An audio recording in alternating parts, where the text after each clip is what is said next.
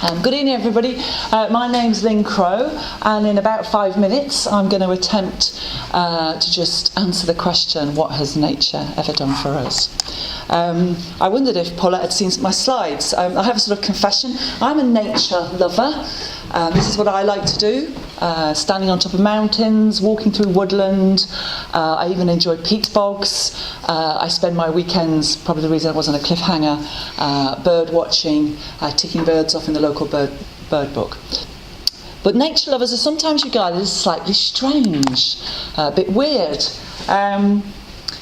There's this sense that somehow if you love nature, you're not in favour of development, you're not in favour of progress, that somehow you want to get in the way of those things and you want to stop those things, which I think is very sad, and I want to try and address that today.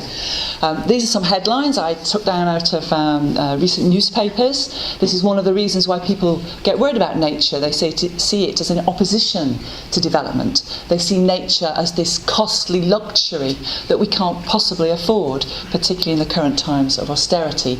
And I want to try and just tease that apart and think about that a little bit more. So just think while you're sat. It's quite hot up here, it's cold down there actually, but while you're sat, get thinking, what has nature ever done for me? What has nature done for me, my family, and for society more generally? Just think through some of the things that you feel a well-managed, functioning, healthy, natural environment provides for society. Hopefully, you immediately started to think of some of these things. Healthy food, fresh water, clean air, timber, energy. There's a whole host of these things which us academics call provisioning services. These are sort of nature's gifts to us. These are the things which are absolutely essential for our life on this planet. And there's a whole range of, as I say, what academics call provisioning services. Natural ecosystems also regulate the environment. They have a hand in addressing some of the issues we see here. And these are the kinds of images we see if those regulating systems break down, if the natural environment is degraded. So you see there pictures from Scandinavia and acid rain, forest fires in southern Europe, desertification in Africa, and even flooding in South Yorkshire. And this is what happens when the regulating services which nature provide start to break down or we degrade them. This is one of my favourite examples. This is an Indian vulture, a beautiful bird, I'm sure you'll admit. And Indian vultures once were very common on the Indian subcontinent. No more. In the 1990s, there was a catastrophic decline in the main species of Indian vultures. They went down from millions of birds to just a few thousand. We now know the reason. This was due to anti-inflammatory drugs given by farmers to cattle. The drugs persisted in the cows. The vultures came along, ate the dead cows which were lying around, and died in their millions. Who cares? What have vultures ever done for us? Probably only itinerant bird watchers like myself would care about this.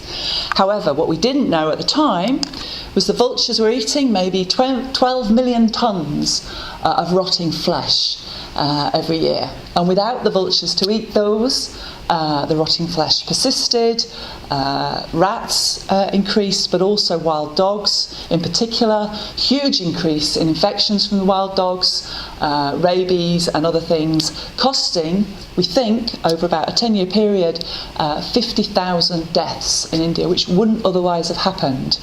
$34 billion it cost the Indian government as additional costs due to the loss of those vultures, due to the breakdown in that regulating system. Perhaps when I asked you to think about services which nature provides, many of you thought about this, a bit like me. Not particularly abseiling up and down cliffs, I have to say, but certainly the kinds of benefits we get from experiencing the natural world for however short a time. And we know there is now good evidence that there's physical and mental health benefits from experiencing nature. We know from good research that children, particularly if they're encouraged unsupervised play in environments a little bit outside the home, so in the outdoors, they develop confidence, they develop social skills, and they are currently in decline. We even know that it helps with community cohesion and crime reduction when communities have places where they can socialise socialise, meet other members of the community in really good public places. Even a view from the window has been seen to reduce stress. We call these things cultural services. So I've talked about provisioning services, regulating services and cultural services. And just some headlines from some recent research. And I've got the references at the end, you can follow up all these later.